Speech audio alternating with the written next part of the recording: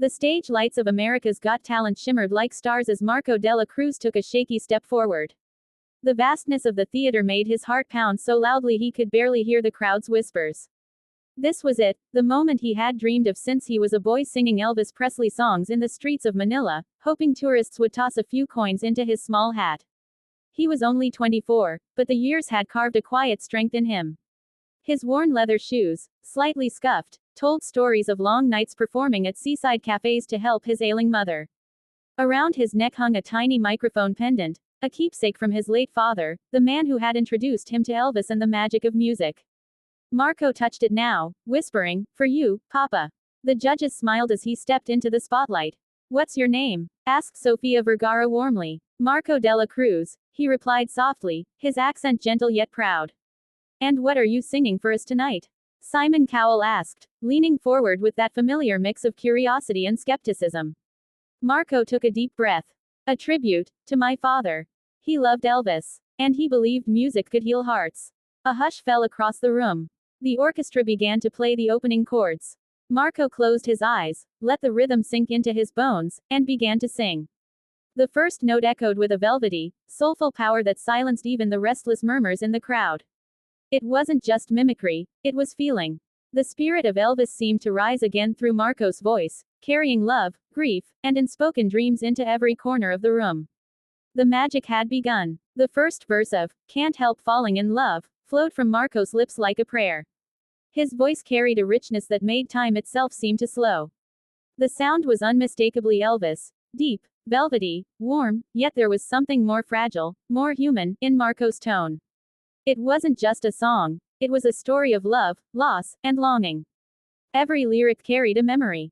He remembered sitting beside his father under the flickering streetlights of Manila, sharing one old pair of earphones, listening to Elvis on his father's cracked phone. "Remember, son," his father had said, "Elvis sang from the heart, not the stage." Now, Marco was doing exactly that. The audience swayed gently, caught in the spell of his sincerity. Some fans clutched their chests, others whispered in awe, as if afraid to break the sacred silence between notes. Heidi's eyes filled with tears. Sofia clasped her hands, whispering, "He sounds like an angel." Marco opened his eyes mid-song and saw the judges' stunned faces. It gave him courage. He poured every ounce of his soul into the final verse, "Take my hand, take my whole life too." His voice cracked slightly, trembling with emotion, but it only made the performance more real. When the last word faded into the air, there was a heartbeat of silence, that powerful pause before a storm of emotion. Then, the crowd erupted. People rose to their feet, cheering, whistling, crying.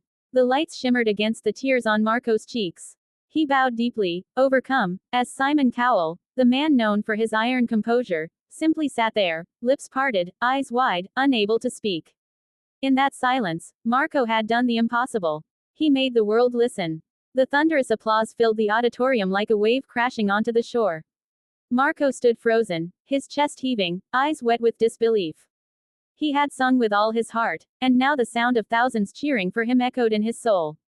Yet, amid all the noise, his gaze searched for one face, Simon Cowell's. Simon didn't clap. He didn't smile. He just stared. His expression was unreadable, part awe, part reflection, part something deeper that words couldn't capture. The other judges looked at him, curious, waiting for his response. The audience quieted down, sensing that something extraordinary was about to happen.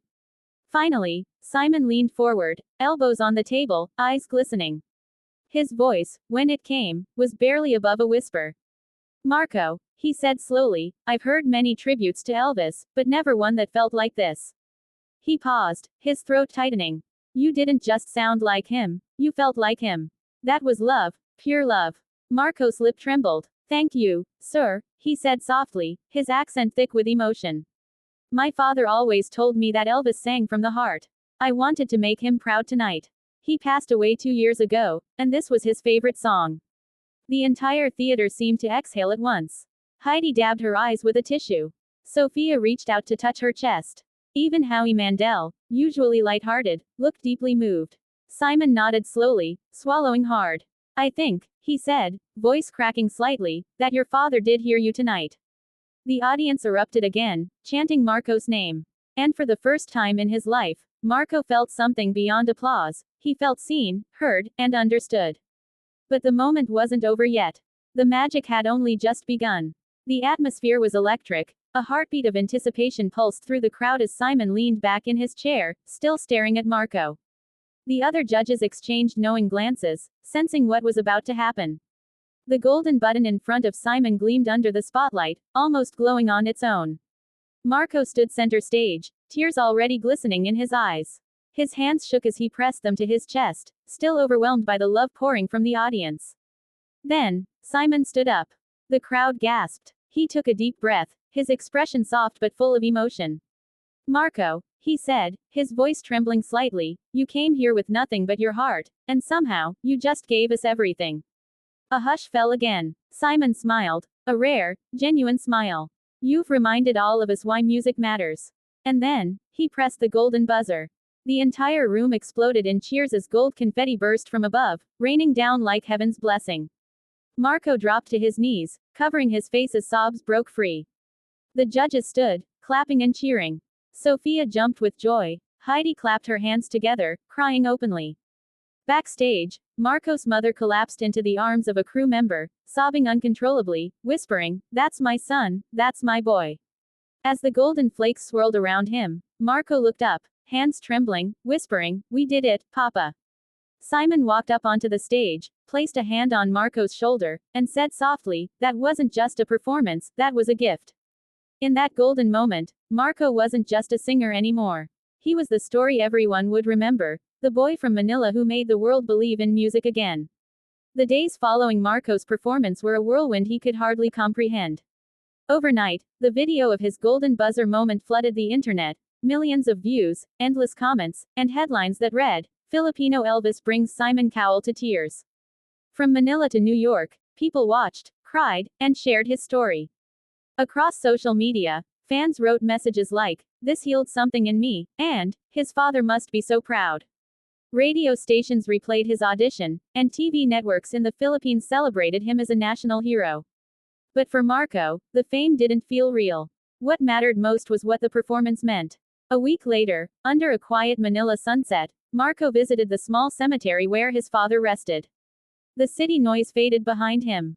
As he knelt before the simple white tombstone, holding a small glass jar filled with golden confetti from that magical night, he smiled through tears. "We did it, Papa," he whispered softly. "Your dream, our dream. The world heard us." He placed the jar beside a small guitar carved in stone, a symbol of their shared love for music. The evening breeze brushed his face gently, like a father's comforting hand. For a moment, Marco closed his eyes and listened. In the distance, faint and soft, he thought he heard the strumming of a guitar, his father's rhythm, echoing through the wind. He looked up to the glowing sky and whispered, "Thank you." Back in Los Angeles, the America's Got Talent clip continued to spread, touching millions more hearts. But for Marco Dela Cruz, the greatest reward was knowing that his father's song would never fade. It would live forever, in every note, every tear, and every heartbeat of the world.